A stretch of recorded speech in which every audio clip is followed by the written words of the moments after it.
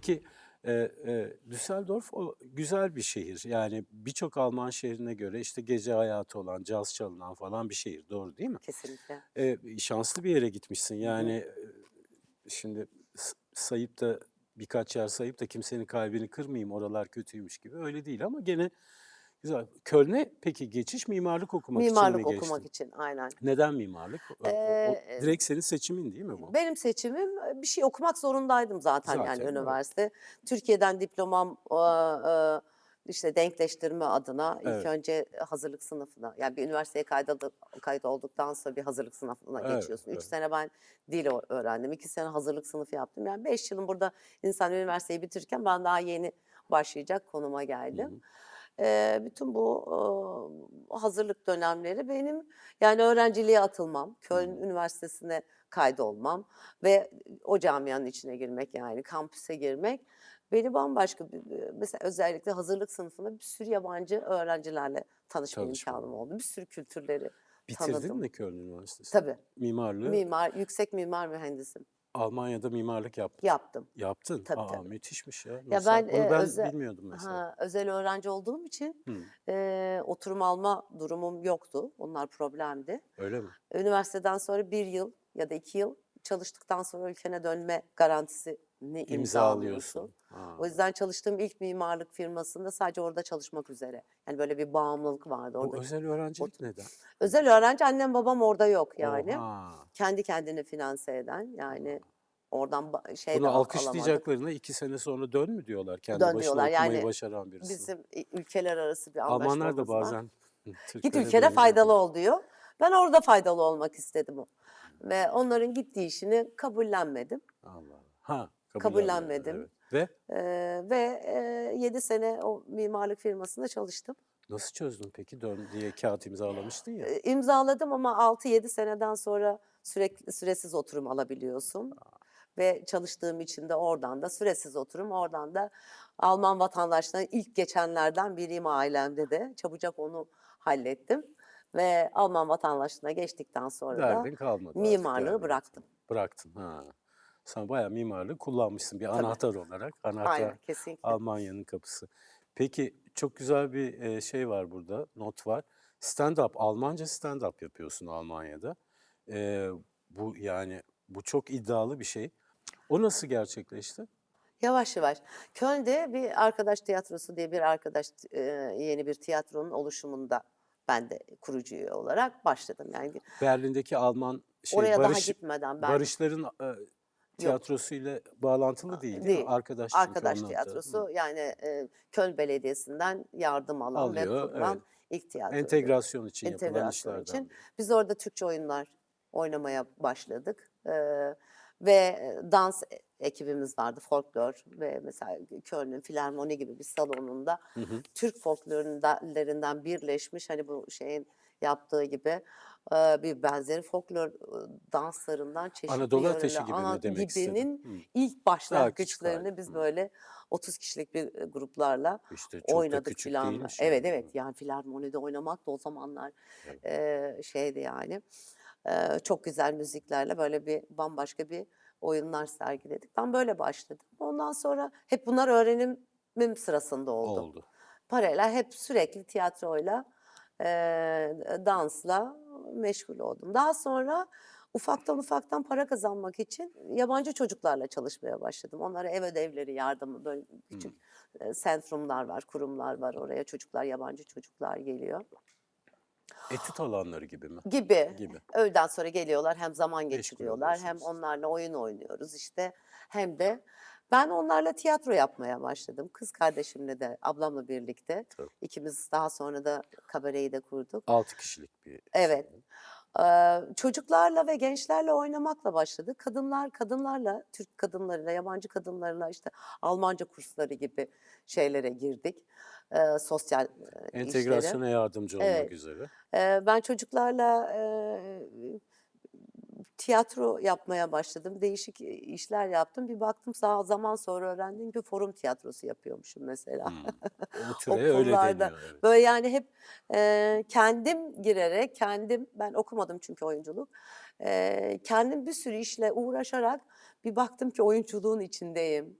Oraya doğru hep Peki stand-up gibi iddialı bir şey parçanın hikâyesi o ne? biraz daha ben sonra o arkadaş tiyatrosundan ayrıldım. Münster şehrine gittim. Orada, ilk mimarlık işimi aldım ve, söylemem gereken çok şey vardı. Yani anlatmam gereken bir sürü mesela oradaki yabancıların, Türklerin konumu, oradaki insanların ezilmesi. Yani ben, bir sürü şeyi çok kolay hallettim. İşte gençliğin, dil öğrenmenin Ama herkes ve için aynı şey bambaşka bir geçerli evet, değil tabii. orada yaşayanlar, o getoların içindeki sıkıntıları, o vatandaşın problemlerini hissettikçe bana da dokunmaya başladı. Sonra ben de böyle subtil, böyle çok alttan, yabancı düşmanlığı, ötekileştirmeleri hissetmeye başladım ve bunlar bana çok dokundu. Ayrıca da, her şehirde böyle küçük bir sahne oluyor. En az 3 Evet, tane kabare stand-up tabii. sahneleri oluyor. İzlemeye başladım. Alman komedisini izlemeye başladım. Çok Var sardı. mı öyle bir şey? Çok. Alman komedisi diye bir Tabii, şey olduğunu tabii. söyleyebiliyor muyuz? Onları güldürmek biraz zor ama daha Biraz çok zor. politik kabare Ha, çok köklü. hımm.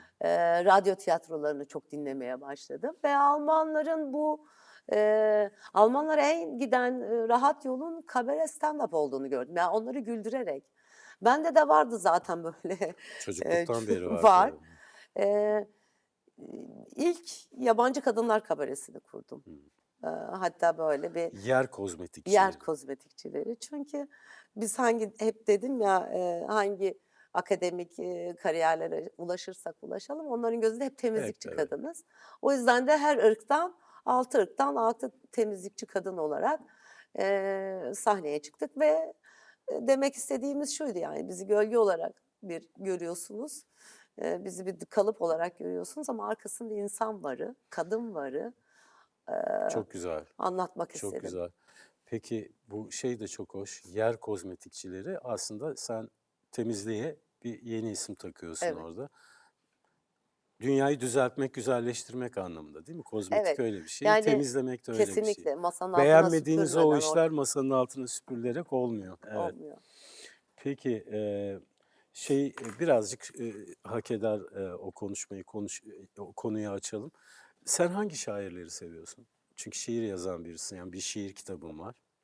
Yani ilk Paul Celan'la, Hımm. şiire, buradan giderken de Türkiye'den giderken de genel o, işte, edebiyatımızın bütün şairlerinden bir şeyler okumuşumdur. Paul Celan bana çok dokundu. Onu Almanca okudum. Şiiri hep Almanca okudum ama Hep Türkçe Almanca okudun. yazdım. Ha, Çok acayip. Arif tabii tabii. ki, işte Orhan Kemal, bütün o klasiklerden bir, geçişim var şiirle ilgili. Süper. Güzel. Son şiir kitabın İlkini Yitirmiş Sevda 2024 yılında Hı hı. o yayınlandı. Oradan bize bir şiir okuma, Hiç mümkün değil. Kendi şiirlerini ezberlemeyen bir kadınım böyle ben. diyeceğini bildiğim için ben çok sevdiğim bir tanesini getirdim. Yeniden doğmak. Bir şey buz çözülüyor, yok ediyor gözlerimi bahar. Tutsağı oluyor güneşin yatağımdaki karanlık. Bir kıvılcım özüne dönerken eriyip, koşup sarılıyorum doruklara. Donanıyorum sayısız yıldızlara. Sevişen yaprakların baharında çiğ damlalarıyla geldin sen. Şimdi bir ormandayız, şiirlerin bulvarında. Bulutlar, kristal. Mayın döşeli yatağım, savurduğun doruklarda ateşli yıldızlarla dondum ve yandım baştan ayağa. Yeniden doğuyorum şimdi, inlediğim şarkılara inat. Beni sar öpmelerin mavisine. Yeniden yıkanıyorum deniz diplerinden vurgun yemiş sırlarımla.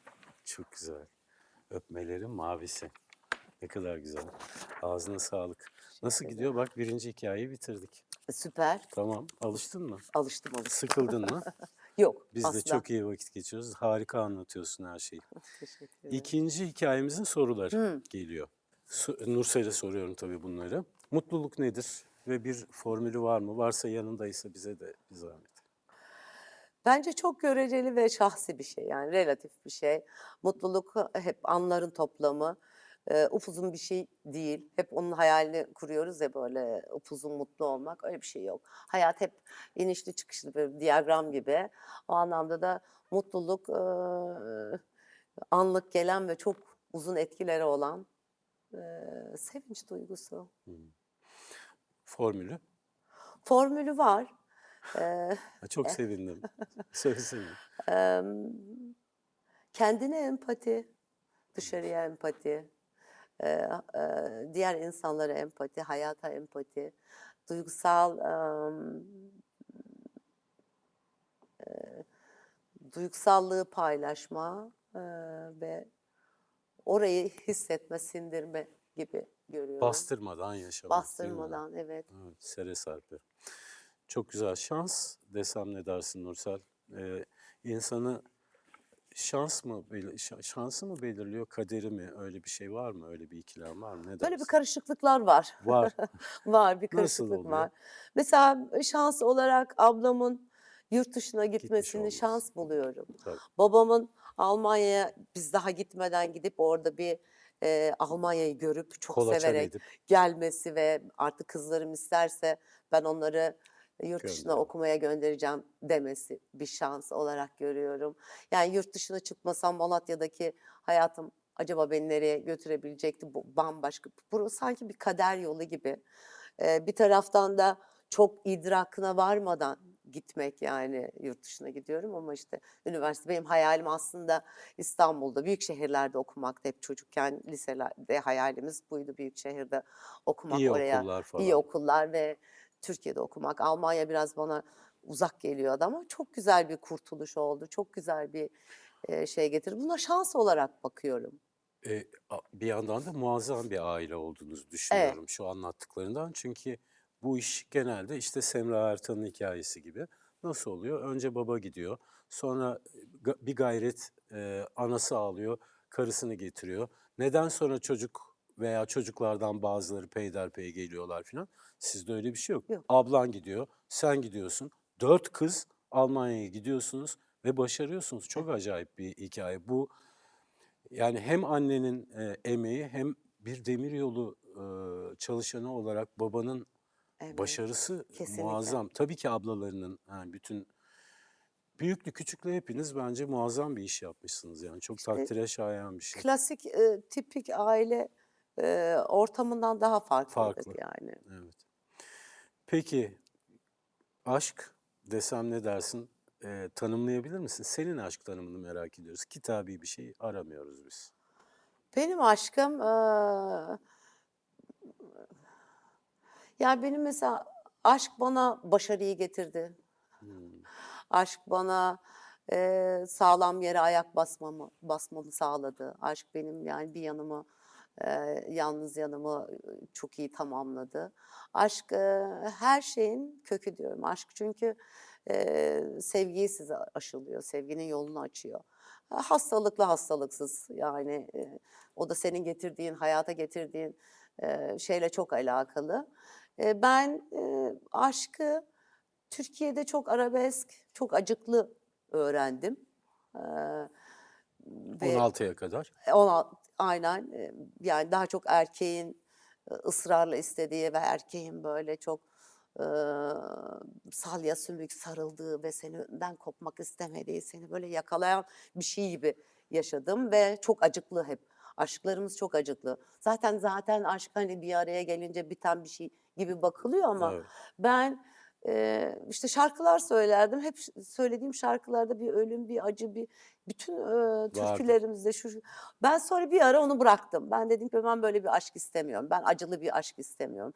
Böyle vurmalı, kırmalı, işte, küsmeli, barışmalı, Fırtınalı, fırtınalı, duvarlara çarpıp tekrar böyle bir aşk istemedim. Ben böyle durgun, sakin, dingin. sakin, dingin ve huzur veren, keyif veren bir aşk istedim.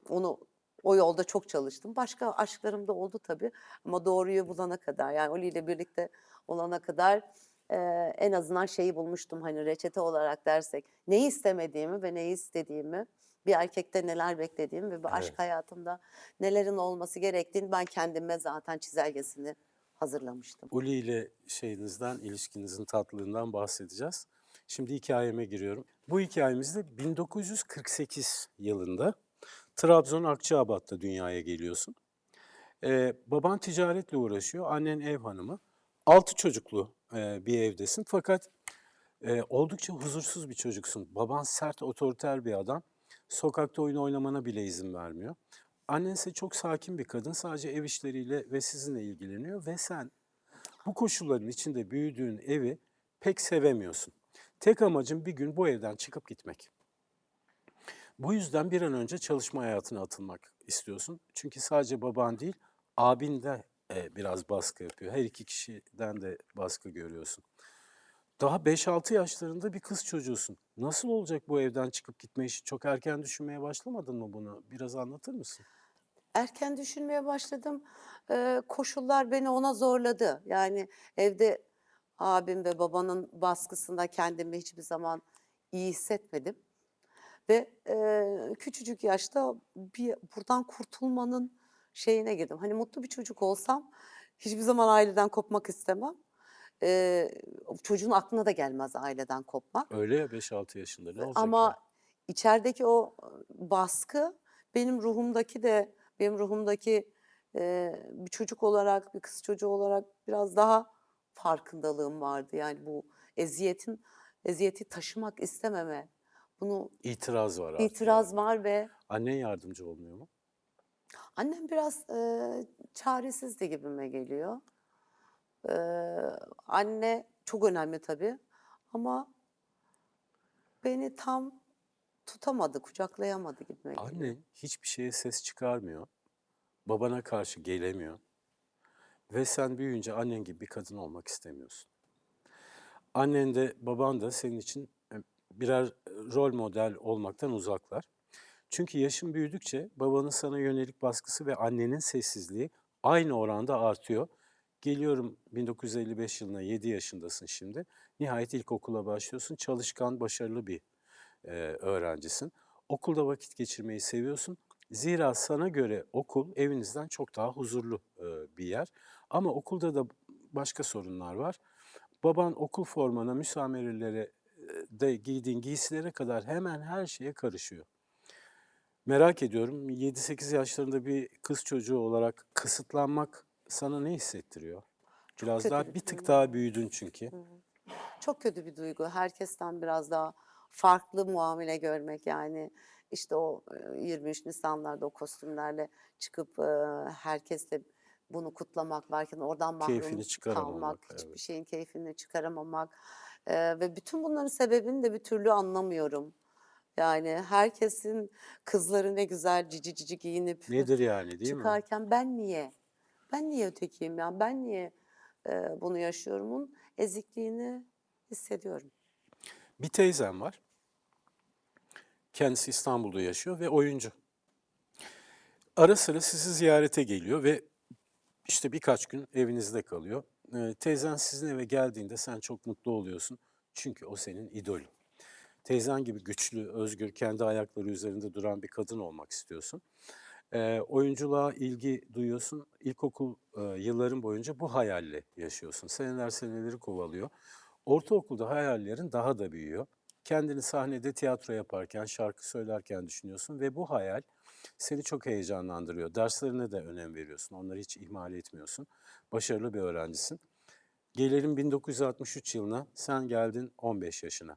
Maalesef bu sene bir felaket yaşanıyor. Evde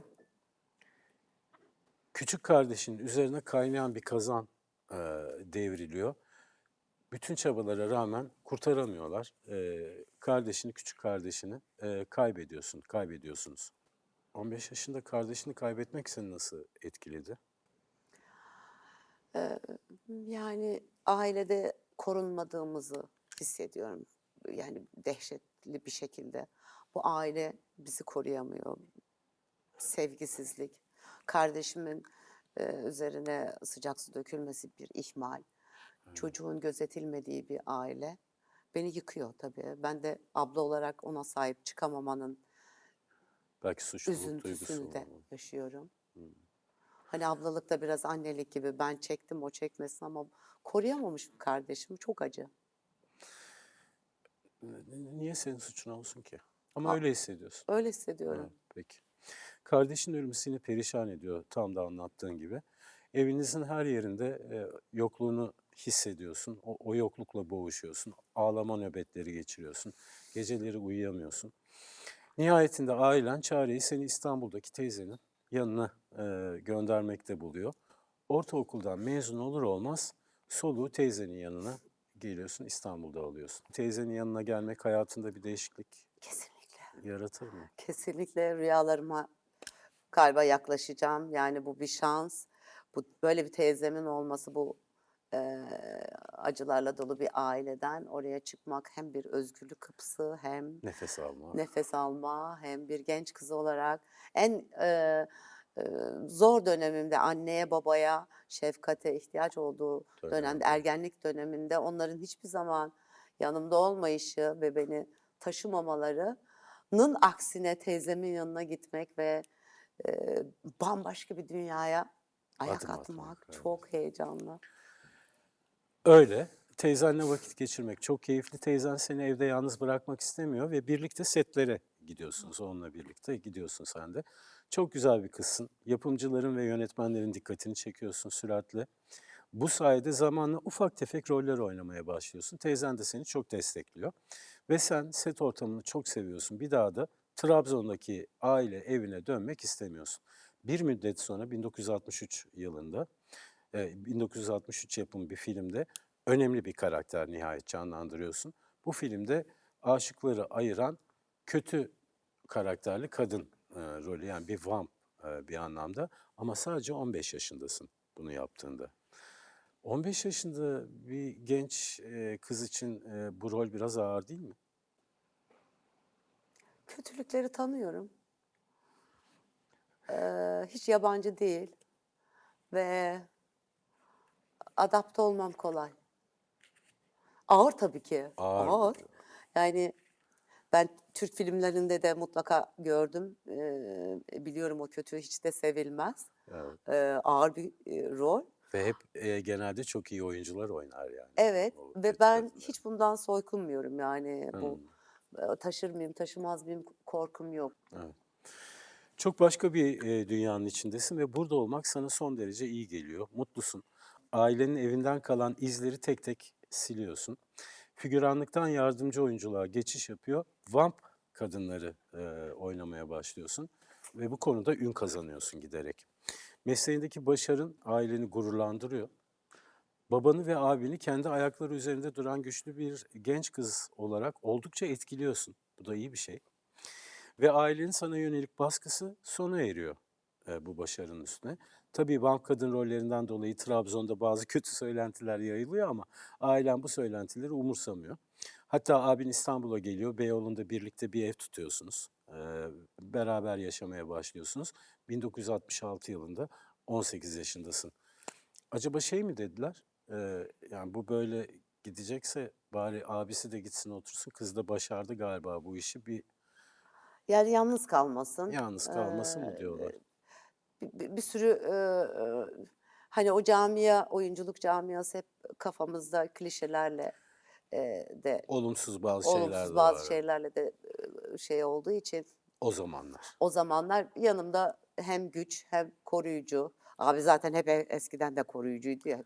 O Evet. anlamda O rolü yanımda biliyor o. olması, o rolü biliyor. Ben de onun hani onların benim işimi kabul etmeleri, benim yoluma şey kerte koymayıp tam destek olmaları daha farklı bir emniyet getiriyor bana. Sen aştın mı bu zincirler kırıldı mı artık? Aştın mı Yok, sence? yok, Yok, yok. Daha aşmadın. erken. Daha erken.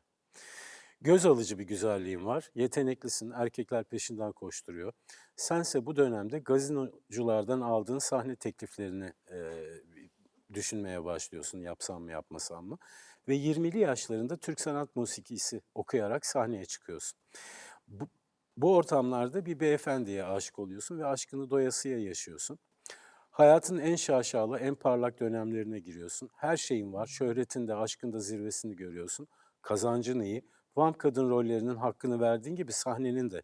hakkını veriyorsun. Ama bunlar olurken içinde bir boşluk açılıyor. Seneler geçerken gelinlik giymek, anne olmak arzusu doğuyor içinde. Ama erkek arkadaşın bütün mutluluğunuza rağmen maalesef oynadığın rollerden dolayı sana güvenmiyor ve evlenmek istemiyor. Yıl 1978, 30 yaşındasın bunlar olduğunda. Her şeyin var ama aşık olduğun adam seninle evlenmek, aile kurmak istemiyor. Ne yapacaksın? Sevdiğin adam uğruna mesleğini mesela bırakır mısın? Hani mesleği bırakırsan belki o sorunu hallolur, güven meselesi gibi soruyorum.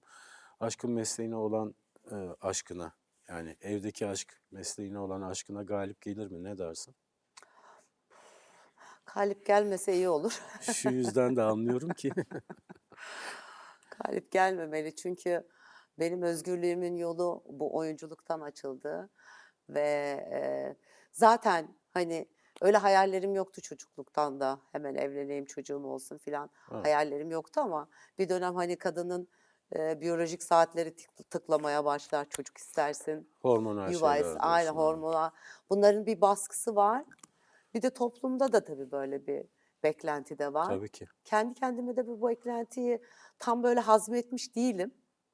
Ama aşk bunu getiriyor ya. Aşık olursan işte Onunla bir o adamla buluşuyor falan, bir evet. araya gelirsin, evlenirsin ve çocuğun olur. O ideal benim için çok muhteşem bir ideal olmamasına rağmen böyle bir şey de gerekli sanki hayatımız için olması gereken bir şey gibi de bir Düşünebilir, evet. mecburiyette hissediyorum aslında. Ama 30 yaşında biraz kırıcı bir şey değil mi yani? 30 bence çok genç bir yaş. Başka da O zaman değildi. değildi. 78'den bahsediyoruz. İşte 80'lere yaklaşıyoruz artık.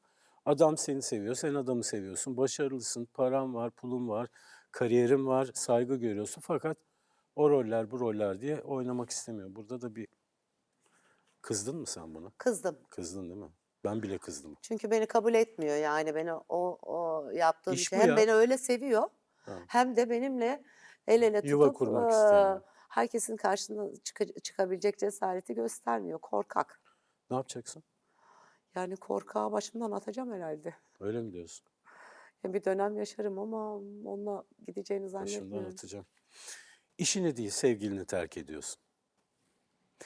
Kendi ayaklarının üzerinde durmaya tüm gücünle devam ediyorsun. Lakin karşına çıkan her erkekte bir güven problemi var. Evet. Kimse seninle evlenmek, yuva kurmak niyetinde değil. Bu seni üzüyor.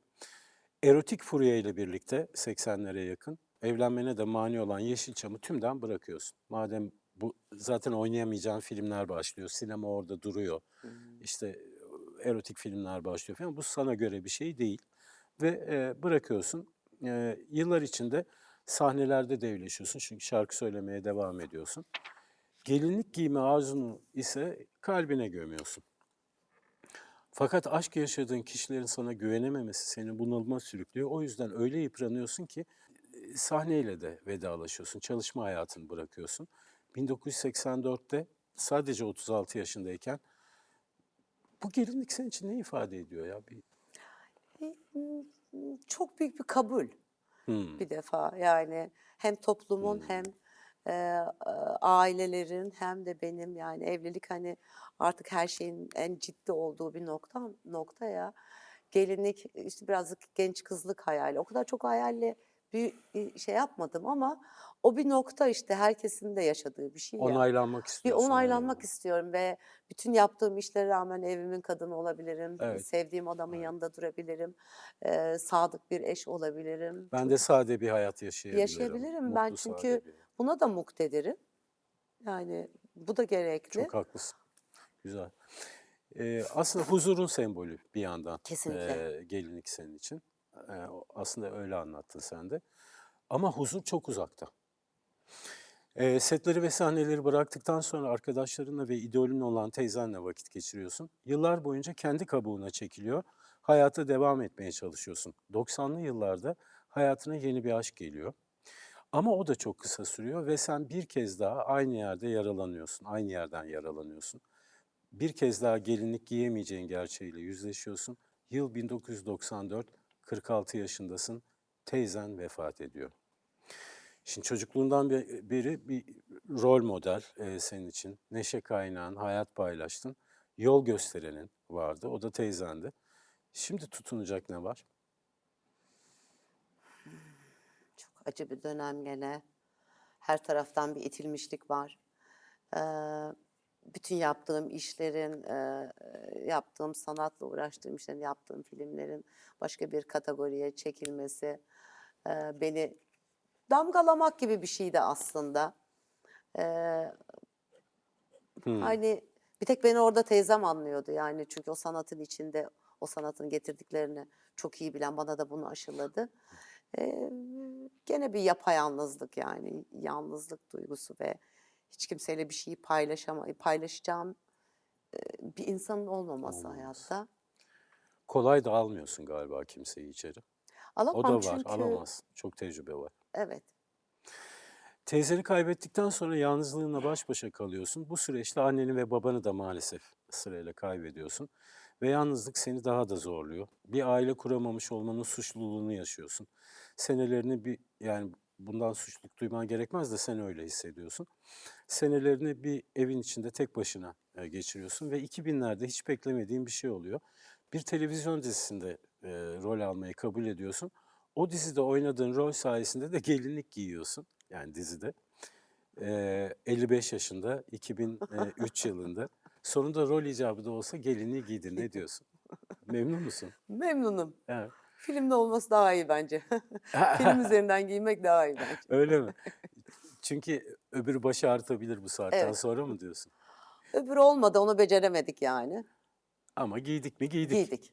Tanışalım mı? Olur. Geliyor efendim.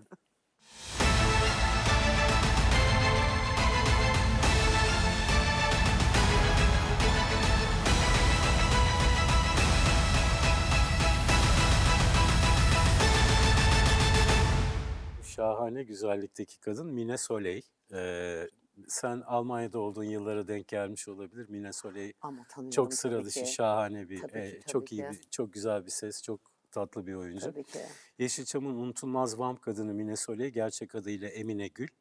Şimdi 78 yaşında hanımefendi. Mine Soley'in rahmetli teyzesi de oyuncu Nezihe Güler. Hımm. Gelinlik giydiği dizisi ise Çiçek Taksi. Çiçek Taksi'de yapmış Ah! onu. Evet. Hıı. Mine Soley hiç masum bir karaktere hayat verme fırsatı bulamadı. Hep yuva yıkan kötü karakteri, kötü kadın karakterlerini canlandırdı. Yani burada kötü kadın karakteri derken buna katıldığımız için değil, yani Yok, klişe olarak anti karakter. tırnak Evet. içinde evet söylüyorum. Yani rol oymuş. Ve maalesef bunun bedelini de bir şekilde ağır bir biçimde neredeyse ödedi. Kendisi bu durumu şöyle anlatıyor.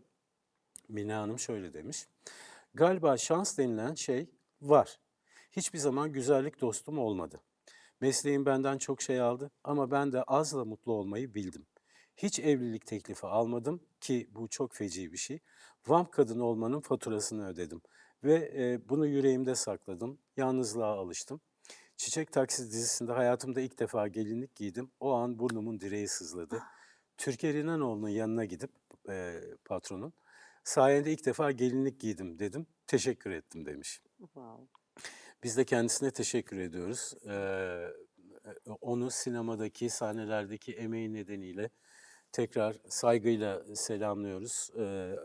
Uzun ve sağlıklı ömürler Amin. diliyoruz kendisine. 1948 yılında Trabzon Akçaabat'ta dünyaya geliyorsun. 6 çocuklu bir evdesin fakat oldukça huzursuz bir çocuksun. Baban sert, otoriter bir adam. Sokakta oyun oynamana bile izin vermiyor. Bu koşulların içinde büyüdüğün evi pek sevemiyorsun. Tek amacın bir gün bu evden çıkıp gitmek. Bir teyzen var. Kendisi İstanbul'da yaşıyor ve oyuncu. Teyzen gibi güçlü, özgür, kendi ayakları üzerinde duran bir kadın olmak istiyorsun. Evde küçük kardeşinin üzerine kaynayan bir kazan devriliyor. Bütün çabalara rağmen kurtaramıyorlar. Kardeşin ölümü seni perişan ediyor. Ağlama nöbetleri geçiriyorsun. Geceleri uyuyamıyorsun. Nihayetinde ailen çareyi seni İstanbul'daki teyzenin yanına göndermekte buluyor. Teyzen seni evde yalnız bırakmak istemiyor ve birlikte setlere gidiyorsunuz. Onunla birlikte gidiyorsun sen de. Çok güzel bir kızsın. Yapımcıların ve yönetmenlerin dikkatini çekiyorsun süratle. Figüranlıktan yardımcı oyunculuğa geçiş yapıyor. Vamp kadınları oynamaya başlıyorsun ve bu konuda ün kazanıyorsun giderek. Gelinlik giymek, anne olmak arzusu doğuyor içinde. Ama erkek arkadaşın maalesef oynadığın rollerden dolayı sana güvenmiyor ve evlenmek istemiyor. Kızdın mı sen buna? Kızdım. Kızdın değil mi? Çünkü beni kabul etmiyor yani beni yaptığım İş işi. bu Hem ya. beni öyle seviyor Tamam. hem de benimle el ele Yuva tutup kurmak istemiyor. herkesin karşısına çıkabilecek cesareti göstermiyor. Korkak. Kimse seninle evlenmek, yuva kurmak niyetinde değil. Bu seni üzüyor. Evlenmene de mani olan Yeşilçam'ı tümden bırakıyorsun. Gelinlik giyme arzunu ise kalbine gömüyorsun. Ve 2000'lerde hiç beklemediğin bir şey oluyor. Bir televizyon dizisinde rol almayı kabul ediyorsun. O dizide oynadığın rol sayesinde de gelinlik giyiyorsun. Yeşilçam'ın unutulmaz vamp kadını Mine Soley, gerçek adıyla Emine Gül. Şimdi 78 yaşında hanımefendi. Gelinlik giydiği dizisi ise Çiçek Taksi. Çiçek Taksi'de yapmış onu. Evet. Hı. Uzun ve sağlıklı ömürler Amin. diliyoruz kendisine. Evet, seninle ilgili sorularıma geçmek istiyorum Nursel'cim. Mine Soley azla mutlu olmayı bildim diyor. Sen azla yetinmeyi biliyor musun? Sana sorayım, mutluluk küçük şeylerde mi saklıdır? Küçüklerde de büyüklerde de mutluluk birçok yerde saklı. Büyükleri mi tercih edersin, küçükleri? Ya mutluluğu öyle ayırmıyorum. Büyükleri tabii ki daha Mutluluğu kendisini sanki tercih eder. şey gibi ama mutluluğu itmek mümkün mü? Mutluluk çok dedim ya anlık olmasına rağmen uzun yıllar etkisini bırakan bir şey işte. Hani onun gelinliği mesela giymemesi bir Onu güzel mutsuzluktu. söyledin. Yani mutluluk öyle bir teviye bir şey değildir. Parça parça insan hayatının belli dönem. Yıldız Hanım, rahmetli Yıldız Kenter hocamız şey derdi. Mutluluk yalnızca hatırlanabilen bir şeydir. Mutluluk galiba hayatta olmamızın ana sebeplerinden biri yani iç Motivasyonu. motorumuz Evet, ve doğru. motivasyonumuz. Onu da nerede, nasıl, ne zaman yakalayabiliriz? Onun da bir reçetesi yok. Evet. Ama iç huzurla çok alakalı, kendini sevmekle çok alakalı, Barışık olmakla değil barışık mi? olmakla. Biz Türkiye'de yetişen kadınlar onu böyle hazır bulmuyoruz hiçbir şey. Hep böyle bir savaştan geçerek, bir mücadeleden, bir Bedel ödeyerek değil bedel mi? ödeyerek. O anlamda ulaştığımız her şey büyük mutluluğa doğru götürüyor. Yani aştığın her badire başka bir huzur getiriyor. Bana öyle oldu. Bana başka bir huzur getirdi, başka bir olgunluk getirdi, başka bir hayatta kalma ve ayakta kalma gücü verdi. Peki, madem buraya kadar geldik, mutluluk diyoruz. Uli'den bahsedelim artık. Alman bir beyefendiyle müzisyen değil mi Evet. kendisi? 15 yıldır birliktesin. 2018'de de artık onu nikaha karar vermişsiniz. O Gelinlik zamandan giydim. gelinlik giydin. Nasıl başladı aşkınız? İlk görüşte aşk falan mı bu? Sahneden tanıştık biz. Öyle mi? Daha önceden o beni tanıyormuş, beraber ortak tanıdıklarımız vardı. Benim ilk sinema filmimde onun Uli Üç Hangisiydi ilk Kardeşler, sinema filmi? Anam, Ana. Anam filmi. Orada onun yengesiyle oynadım ben ama haberimiz yoktu. Hmm. Yani benim haberim yoktu. Zaman sonra bir gün işte Berlin'de benim oyunuma getiriyor yengesi. Ama ayrı ayrı yerlerde oynuyorlar. Ben de stand-up iki kişi, iki kadın duo yapıyorduk. Bir Alman erkeğini kaldırıyorum ve şey soruyor işte Almanlarla Türk erkeklerini bir kıyaslıyorum. Önlerden de hiç almam tanıdıklar olduğu için böyle arkadan bir yerden o kadar da görmeden yani sen Alman mısın dedim kaldırdım haşladım onu geçirdim falan milleti güldürdük tek kelime etmesine müsaade etmeden oturttum Eşin. eşim. Sonra arkasından after party vardı. Oraya geldi sen bana hiç söz hakkı vermedin dedi. Ben dedim ki sahne benim kimseye söz hakkı tanımam Veririm, orada vermem yani. vermem. Ha. Böyle tanışmış olduk. Daha sonra beni konserlerine davet etti. 3 tane konsere davet etti. Üçünde de zamanım yoktu. Hı hı. Ben de sonunda artık bana evde özel konser verir misin? Karşılığında ne istersin dedim. O da Türk yemekleri isterim dedi. Sen yürümüşsün adama Yürüdüm. yani. Peki bir şarkınız var mı? Sana şarkı yazdı mı hiç şarkı? Türkiye'ye Sana şarkı geldiğimizde söylüyor mu sadece tabii sana? tabii Söyler tabii. söylüyor. Türkiye'ye ilk geldiğimizde Bir Ömür Yetmez Ki parçası Hmm. çıkmıştı. O bizim parçamız ilan edildi ve Evet. onu Müslüm Baba söylüyordu. tabii Viola'da Murat çok iyi Anmunga'nın çalıyor. seçkisi. Evet. Evet, evet. O bizim parçamız. O anlamda biz birlikte de benim şiirlerimden yeni müzik yapmaya başladık, şarkı yapmaya başladık. Bende ses yok ama parçalar güzel olmaya başladı. Müzikle birlikte çok uğraşıyoruz. Birlikte Ulrich Mertin. Mert'in Evet. Soyadını taşımıyor musun? taşıyor Nursel Köse Pasaportta. Mert'in. Ha, Hı. tamam. Ama tabii ekranda Sanatçı Nursel Köy. Evet. olarak Nursel Köse'yi kullanıyorum. Peki az buz bir zaman değil 15 sene ve 20 hatta. 2006'da tanıştık biz. Öyle mi? 20 mi? Yanlış söyledim o zaman. 20 sene daha da yani bu kadar taze, bu kadar yüzünü güldüren bir şey eşinden bahsetmek, bu uzun ilişki, sağlıklı ilişki, onun formülü ne? Var mı? Var. Bize al. Sen de her şeyin formülü var Ben de ya. kendimin yarattığım formül. Evet evet, Herkes tabii ki için canım, tabii gelir ki. geçer. Belki bizde de işler, söyle. Yani Ulri'yi mi bulalım? evet. Bir Ulrich'in kardeşini isteyen arkadaşlarım çok. Çok. Kız arkadaşlarım yok mavileri falan diyorlar. Eee, Formül. Formül bir defa daha önce bir yaşamışlık. Yani ilk tecrübem olmadığı için daha önce eee, başka insanlarla farklı tecrübelerim oldu, farklı ilişkilerim oldu. Hani dedim ya zaman içerisinde ne istediğimi ve ne istemediğimi aşkta Karar vermiş. Tamam. buldum. Orada kararlılığım çok önemli ve karşılıklı birbirine meseleleri doğru anlatmak çok önemli. Biz çok iyi konuşan bir çiftiz ve hiç tabumuz yok. Konuşmalarımız çok iyi bir yere götürüyor. O da iyi bir aileden, bir pedagog babanın yetiştirdiği 3 erkek, annenin evde 4 erkekle yaşaması, annenin böyle bir kraliçe gibi olması, onun Ona nasıl eee, davranılacağını biliyor. davranacağı, hiç gocunmayan ve bir kadına değer vermeyi çok iyi beceren bir aileden geldiği için ben hiçbir zaman sıkıntısı yaşamadım işte onu giyme bunu yapma.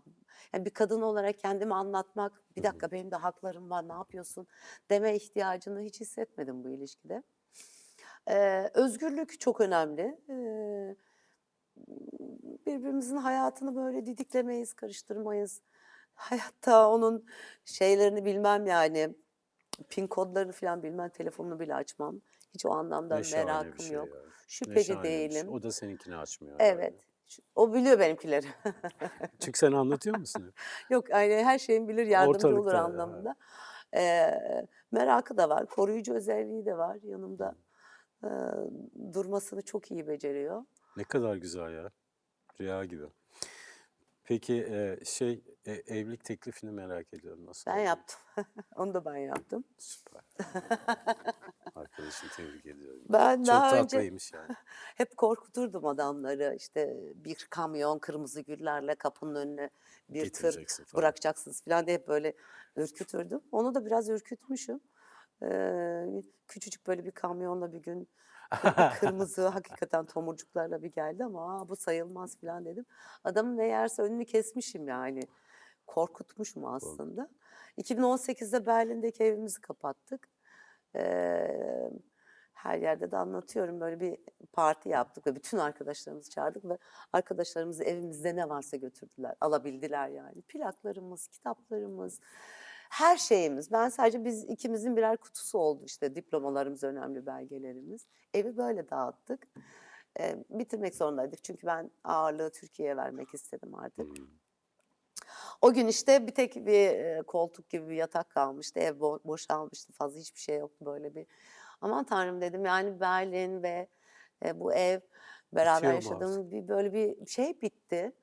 Bir bir bölüm hayatımın bir bölümü Bir bitti. dönem kapandı. Bir dönem ve Almanya dönemi gibi bir şey. Gecenin bir yarısında böyle zınk diye uyandım ve adamı uyandırdım. Uli evlenelim mi? Biz benimle evlenir misin? Dedim. O da böyle şok oldu. Tabii ki falan dedi. Kendisinden de evlenme teklif etmesini bana Sen istedim. evi kapatmışsın ama Almanya'yı açmışsın canım, Evet. yani öyle bir şey yok. Yani Evlenme ama teklifini yapıp. yaparak böyle bambaşka bir Nazlandı mı Uli? yok. O da hemen kalktı, diz çöktü. O da bana tekrar karşılıklı olsun dedim yani benimki çok böyle emrivaki olmasın. O da istiyorsa. Biz birbirimize evlenme teklif ettik. İlk önce ben ettim tabii. Ve Çok hoş. Danimarka'da evlendik. Eee, Sebep öyle. O Hiç mu hoşunuza kimsesiz, çok gitti? Ha. yani hem bürokrasi çok az, Ha, öyle hem mi? kimsesiz. Ben yani eee, Türk düğünü yani 10 kere evlensem gene birinin Türkiye'de yani Türk düğünleri gibi yapmak hiç arzum olmadı. Ya öyle. İki Ama böyle bir kişilik bir niyet iş tekli ve işte yani. gelinliğim oldu. Ha, tamam. Yani Danimarka'da böyle sokakta onlarla dolaştık. Onlar da çok Keyfini alışkınlar. çıkardınız. İnsanlar böyle duruyor, bir şeyler ısmarlıyor, tebrik ediyorlar. Çok hoş. İnanılmaz tatlı bir ev. Döndüğümüzde ilk defa ben ilk defa kendimi evimde hissediyorum dedi evlilikten sonra. Çok önemliymiş aslında. Bileydim daha önce yapabilirdim yani. Mükemmel. Bir de onun yabancılığı vardı tabii Türkiye'de. İşte oturum alması, onlar çok zor şeylerdi. Ama seninle çok kolay yani nispeten kolay atlatılmıştı bunlar Evet, yani seninle mesela birlikte o göçmen dairesine sen o tek başına gidiyor. gidiyor. Avukatını da almıyorlar, seni de almıyorlar. Onun böyle yıkık çıkışları beni çok üzüyordu. Ben de öyle Almanya'da, ben de tersini yaşamıştım yani. Bir senelik oturum için anamızı ağlatırlardı, burnumuzdan getirirlerdi. Hatta ben şey diyordum yani bu yabancılar, yabancı dairesi çok yanlış bir şey yapıyor. Hemen uçak koysalar Hı yani hı. havaalanı yanında yapsalar birçok insan bu muameleden sonra hemen atlayıp geri dönebilir memleketine. Çok haklısın. Öyle Çok haklısın. zulümler çektik. Uli'nin o yaşadığı da benim çok zoruma gidiyordu. Biraz daha rahatladı. Hı hı. İşte 3 yıllık oturum almaya başladı. Belki şimdi biraz süresiz alabileceğiz. Adam da rahat edecek. Yani bürokrasik işlemlerimiz rahatlığımızı da getirdi evlilik. Evet. Çok güzel bir ilişki. Çok yani içim aydınlandı seni dinlerken. Çok selamı söyle Olur tabii ki cici söyleyeyim. eşine. Peki son sorum Nursel'cim. Malatya'da doğup 16 yaşında Almanya'ya gidecek olan o küçük kızla bugün karşılaşsan ona ne söylerdin? Çok iyi yaptın derdim yani çok iyi yapmış. Çünkü orada bambaşka bir hayat beni bekliyor olacaktı. Bugünkü Nursel Köse olmamın ve bütün birikimlerimi başka bir ülkeye, başka bir kültürlerle, başka dillerle haşır neşir olmam Oğlum. ve kültürler arası bir köprü görevi de görmek beni çok mutlu ediyor. Çok huzurla bakıyorum. İyi ki diyorum çıkmışım ama iyi ki de orada Malatya'da doğmuşum. İyi ki orada kayısı yiyerek, beynime fosfor göndererek büyümüşüm. İyi ki böyle bir aileden gelmişim. İyi ki çıkmışım diyorum. Orijinin de ilerlediğin yerde çok isabetli olmuş. Eee, Harika bir meslektaşsın. Yani ben seni çok yakından oynarken de izledim. Konuşmalarımız da oldu ama bugünkü sohbetimiz bambaşka oldu. Daha çok uzun yıllar parlak bir kariyer sürdüreceğine dair en ufak bir kuşkum yok. Umarım her şey istediğin gibi gider. Bize katıldığın, kırmadığın için, kalbini açtığın için çok teşekkür ederiz Nursel'cim. Sağ ol, var ol. Ben teşekkür ederim. Burası, senin bu program hakikaten bir mektep gibi. Sen 144 bölümdür hem hocalık hem yönetmenlik Estağfurullah. yapıyorsun. E, Metot oyunculuğu, anlık metot oyunculuğuna çok güzel bir kapı açıyorsun. Evet, sen de ama çok güzel götürüyorsun bu işleri. Yani tabii ki oyuncular empati konusunda daha esnek, kıvrak oluyorlar ama çok güzel konuştun. Teşekkür ederim. Çünkü sence ana dilin mi Almanca? Ana dilin Almanca mı, Türkçe mi artık? Türkçe. Türkçe değil mi? Çok güzel kullanıyorsun ama. Teşekkür Çok ederim. çok Biraz sağ ol. yani ilk geldiğim dönemler zorlandım ama Tedirgindin, evet. evet, Evet. dili Çok iyi kullanıyorsun. Çok teşekkür ben ediyorum teşekkür tekrar. ederim. Çok Program mutlu için oldum. söylediklerine de çok teşekkür ederiz. Zaten tam da bu sebeplerle yapıyoruz. Biraz daha birbirimizi dinleyelim, anlayalım. Peşin hüküm vermeyelim. Biraz birbirimize zaman ayıralım, zaman tanıyalım diye. Bize çok destek oldun. Çok teşekkür Ben ederiz. teşekkür ederim. Efendim özel bir oyuncuyu, değerli bir meslektaşımı bugün misafir ettim, Nursel Köse'yi. Ben çok zevk aldım, çok iyi vakit geçirdim. Eminim ya da dilerim ki siz de iyi vakit geçirmişsinizdir. Önümüzdeki hafta bir başka empatide ama yine empatide buluşmak üzere. Hoşça kalın.